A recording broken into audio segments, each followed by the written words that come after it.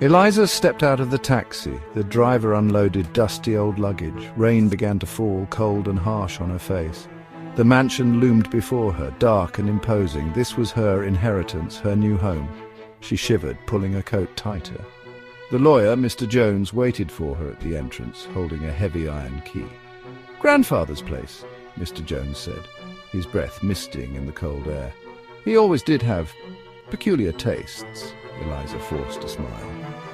Peculiar was an understatement, but she had nowhere else to go. The mansion felt different, colder.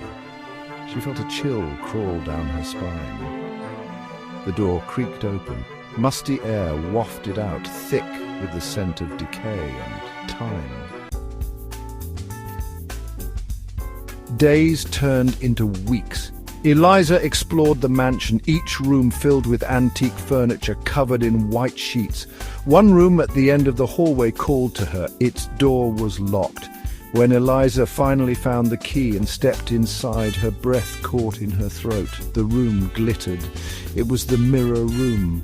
Mirrors of all shapes and sizes adorned every inch of the walls, reflecting each other, creating an endless illusion of space.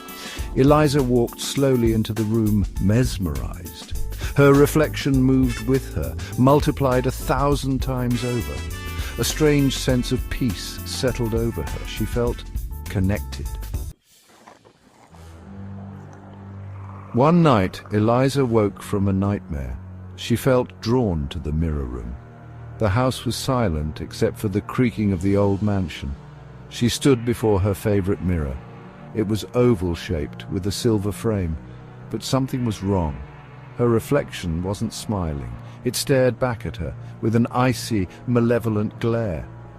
Eliza blinked, her heart pounding. She raised a hand to touch the mirror's surface, her fingers trembling. The reflection mimicked the movement, but then it did something else. It reached out, its hand breaking free from the mirror's surface. The hand was pale, almost translucent, but undeniably real. Eliza stumbled back, fear gripping her throat. This was not her reflection. This was something else, something evil. Eliza ran to the door, but it slammed shut before she could reach it. She was trapped. She spun around, her terrified reflection watching her from every angle. Then the impossible happened. Her reflection in the oval mirror stepped out. It was her, and yet not her. This Eliza wore a cruel smile, her eyes cold and calculating. "Who are you?" Eliza stammered, her voice barely a whisper. The reflection laughed, a chilling sound that echoed through the room. "This is my home now," it hissed, taking a step closer. Eliza was paralyzed with fear as her other self lunged at her. She screamed, a desperate primal sound that was swallowed by the mirrors. Then silence.